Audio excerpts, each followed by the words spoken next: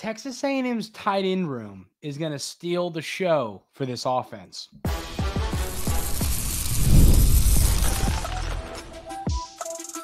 You are Locked On Aggies, your daily podcast on the Texas A&M Aggies, part of the Locked On Podcast Network, your team every day.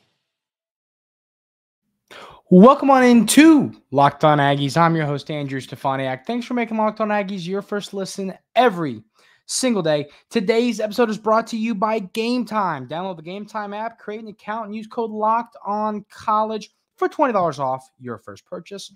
Terms apply. Hope everybody's having an outstanding day so far. And today, I want to continue to talk position group by position group. I'm planning to talk about the running backs tomorrow. I think this tight end room is a room that I think we know it's going to be really good, but we don't know how good it's going to be. You know what I mean? And you look at this room, there's a lot of guys in this tight end room.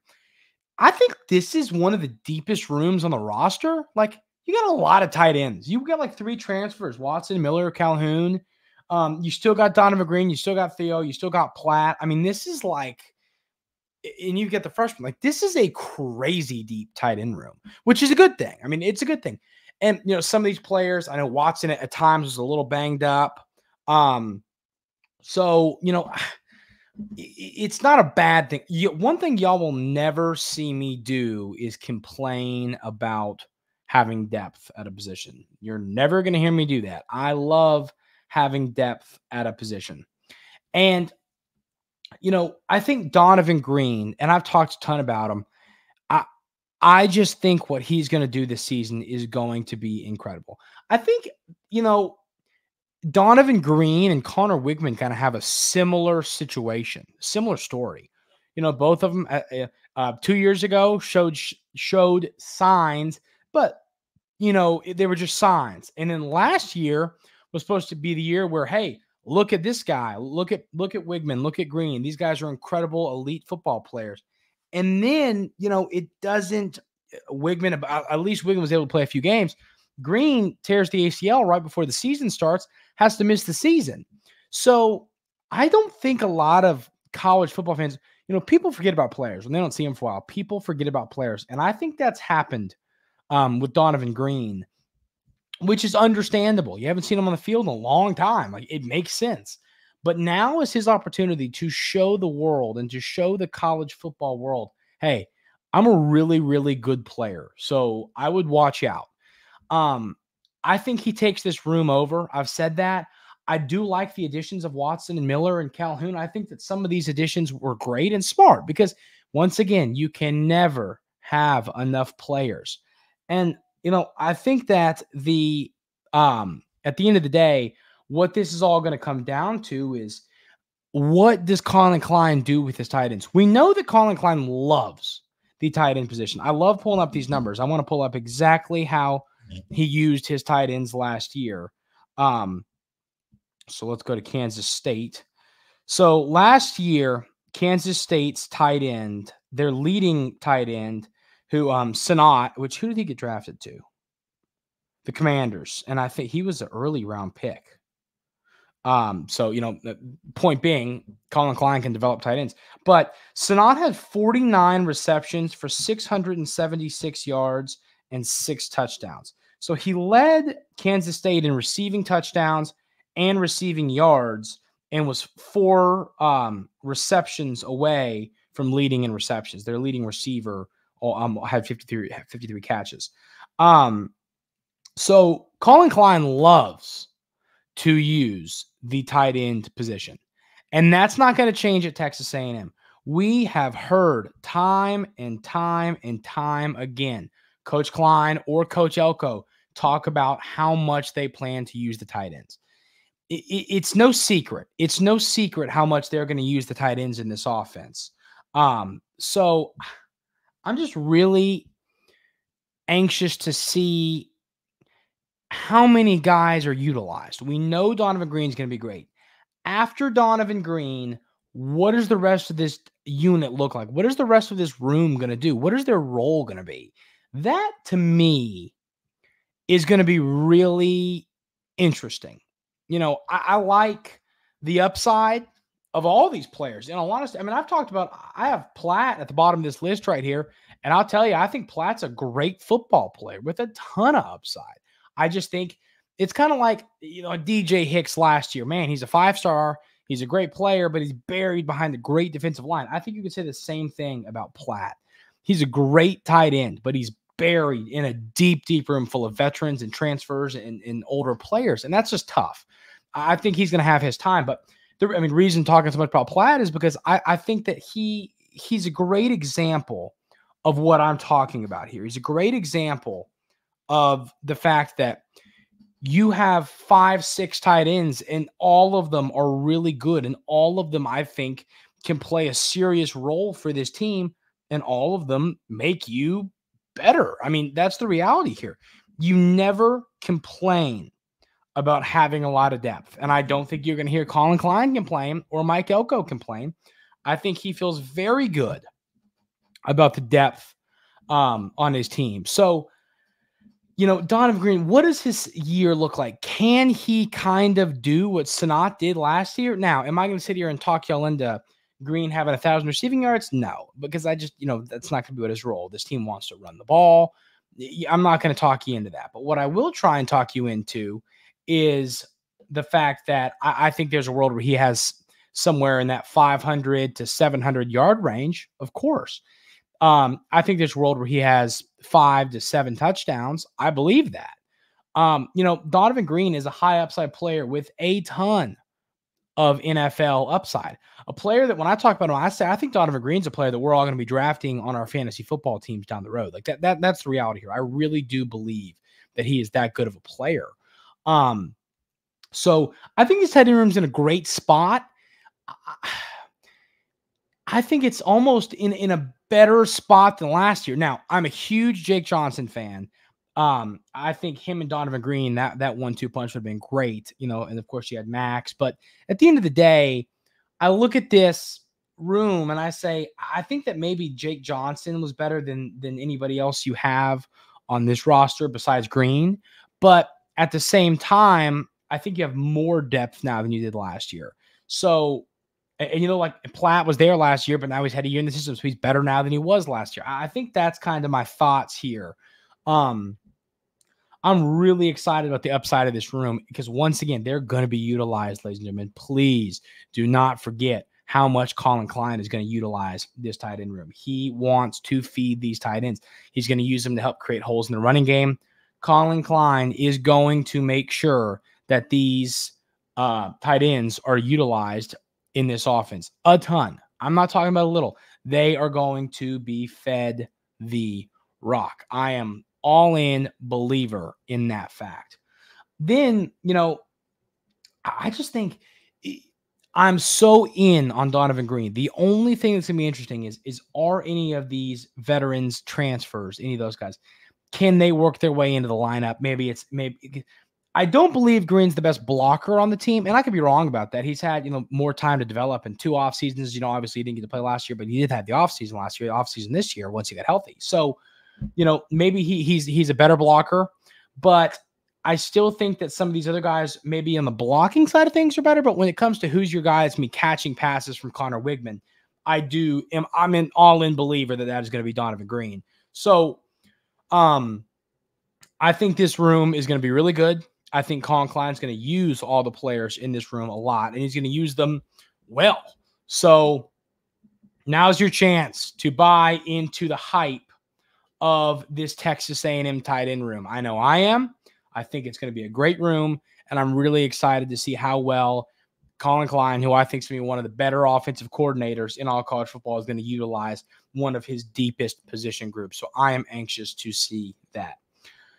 We're going to talk a little bit of recruiting. I've got a few. I want to run through the recruiting class and discuss what do we need at this position? What do we need at this position? Do we need more guys here? I want to run through all that, as we're kind of getting deeper into the month of July and recruiting season's kind of slowing down just a little bit. I want to run through all of that information. We're going to talk about that coming up right here on Locked On Aggies. But first, I got to tell you about our wonderful friends over at Game Time. All y'all everydayers here at Locked On Aggies know that it is only a good day when I get to talk about Game Time. I love the Game Time app. I'm so serious when I tell y'all that I try to tell as many people whenever someone says, I'm buying a ticket to this, I'm going to this game, I'm going to see a concert, I say, have you checked out Game Time? I always push on people because they have great deals. I love how you can see the vantage point from your seat to the field, the stage, whatever it is. I absolutely love that feature. Game Time is the only place I will ever buy a ticket to an event for the rest of my life. I love it. It's such a convenient app. It's all around awesome. I'm serious. Y'all have got to go check out Game Time if you haven't already. Take the guesswork out of buying MLB tickets with Game Time. Download the Game Time app, create an account, and use code LOCKEDONCollege for $20 off your first purchase. Terms apply. Again, create an account and redeem code LOCKEDONCollege for $20 off. Download Game Time today. Last minute tickets, lowest prices, guaranteed.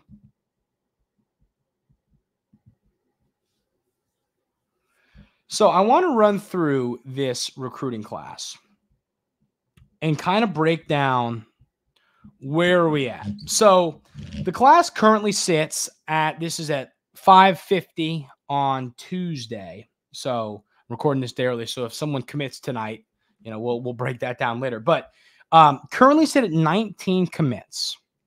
The class ranks 7th overall, which I'm not going to get into how awesome that is because I talk about that all the time. But once again, Coach Elko is proving, hey, I can recruit. He's proving that he's just an all-around great recruiter, and it's really good to see because that was the only concern I had, in all honesty, about his Texas A&M tenure was could he recruit? So the first thing I love about this recruiting class is the fact that you have your quarterback of the future. You've got Hassan Longstreet, and one thing I always discuss, you have got to lock down a quarterback early. If I'm a 5-star receiver, a 5-star tight end, 5-star running back, I want to come play for a team that already has an elite 5-star quarterback locked down. And the Aggies have exactly that in Hassan Longstreet. He's going to be a star. I am fully in on the upside of Hassan Longstreet. I've talked to some people, talked to different recruiting experts.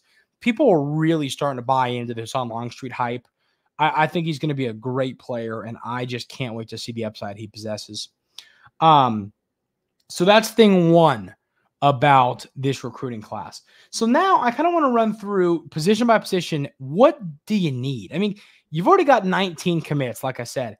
And so if you run through some of the recent classes, you're not going to take, I don't think you're going to take a ton more players than that. I mean, I do believe you probably are going to take maybe, 5, maybe 7 more players. Get to that 24 to 26 range. I think I could see that. I don't see much more than that. And you're going to have some decommitments. That's just the reality of it. You're going to lose a couple, gain a couple. That's just how this works. But the positions that I think you're just about done at, offensive line, you have 5 commits. If you wanted to go get another offensive lineman, I will never say no. If a 5-star offensive lineman says, hey, I want to come to Texas A&M, you say, please come on down. We'll have you. You never say, well, we have 5 already. No, that is not going to be words that come out of Coach Cushing or Coach Elko or Coach Klein's mouth. They're going to say, yes, please, talented offensive lineman, come play for us.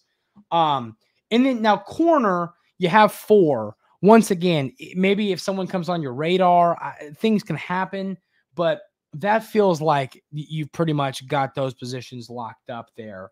So offensive line and then quarterback, I don't think you're going to take 2 quarterbacks. So quarterback, offensive line, and corner, I think are the spots that you feel pretty good about right now. Then running back, you got 1 in DeAndre Ryden. I'm actually trying to get him on the pod at some time here soon. So hopefully we'll get that, be able to figure that out and work that out. But he's a great player. I don't think you're going to take any more running backs. I think that really shores you up at that position. I think you're in a good spot at the running back position now. Then at wide receiver, I think you got two. I think you're going to get one or two more receivers in this class. That's just a gut feeling. It wouldn't come as much of a surprise if this staff added one or two more wide receivers. And I know that they're in the hunt for some really talented guys. So, I'm anticipating another receiver or two committing to Texas A&M at some point. Tight end, you got one. You got a deep tight end room already. I don't think they take any more tight ends. I think that's plenty. Defensive line, you got 3 players right now, and you don't really have any super highly ranked defensive linemen right now. You've got, your highest ranked defensive lineman is Landon Rink, unless I'm skipping somebody. Chase Sims. Who's the edge rusher? There's an edge rusher somewhere. Oh, Marco Jones. Marco Jones is a highly ranked guy, but he's really your only guy. I think they're going to go get some more players at the defensive line position. I wouldn't be surprised to see him get to 5 there, between your edge rushers and your interior guys and your tackles. I wouldn't be surprised to see him go get 5 guys. So I think 2 more defensive linemen puts you in a really good spot at that position. Then at linebacker, you've currently got 2 guys committed at linebacker. If you went and got one more, I wouldn't be upset about it. But linebacker right now, you went and you got a ton of young guys from last year's class. I wouldn't be upset if you went and got one more, but at the same time, I think that 2 might be enough. It's kind of one of those, we'll see what happens. And then lastly, safety is the only position you don't have anybody committed. I think that they'll go get a couple safeties, and maybe you got a couple guys that are those, hey, I can play both. We'll see what happens. It could be that type of situation as well. But, I'm anxious to see what happens in the secondary because I think you're good at corner. I think you could use a couple safeties. I know you have a lot of safeties on the roster right now, a lot of young guys on the roster right now, but I still don't think it ever hurts you always want to add a player or 2 at each position every year, except for, quarterback, maybe tight end and running back positions where you're in a really good spot right now. Positions where you only got one guy out there is what I'm saying. So I think safety, they're going to go and get 2 safeties. I think you go get a couple more receivers. I think you go get a couple more defensive linemen.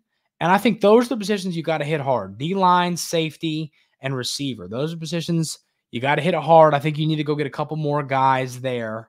And I think if you do that, if you go get a couple guys in those positions, let's say you do that. You get 2 receivers, 2 defensive linemen, and 2 safeties. You had 6 players. That puts you at 25. I think that's right around where this roster needs to be. The only position where I'd say maybe go get an extra guy you don't need is running back, simply because you didn't bring one in with last year's class. That'd be the only position I'd say double down, even though you might not need to. And that would, once again, simply be because you didn't bring one in with the class last year. But, you have to feel really good about where this recruiting class is. I'll just be honest with you. If you would have told me 4 months ago that on July 24th or around mid-July or late July, this recruiting class would be 7th, I don't know if I'd have laughed in your face, but I would have been really positively shocked. And that's what's happened. So you got to be really happy about what Coach Elko has done on the recruiting trail. He's really proving, hey, I'm not just an X's and O's guy. I'm not just a developer. I am a guy who 100% can land guys and recruit, which is exactly what we needed to see to really be believers in who Coach Elko is as a head football coach in the SEC. So that is great to see. I'm starting to get convinced, ladies and gentlemen, I am starting to get convinced that Terry Bussey is going to start at corner. It's a great conversation. You've got a lot of players that could start, but I'm going to try and tell you why I think he starts. We'll have that conversation coming up right here on Locked On Aggies.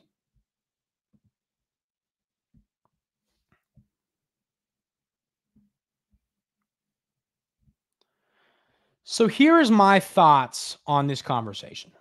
So it's quickly, when you have a really talented freshman, when you have a highly ranked 5-star freshman, sometimes you see him get on the field as freshmen. Sometimes you don't.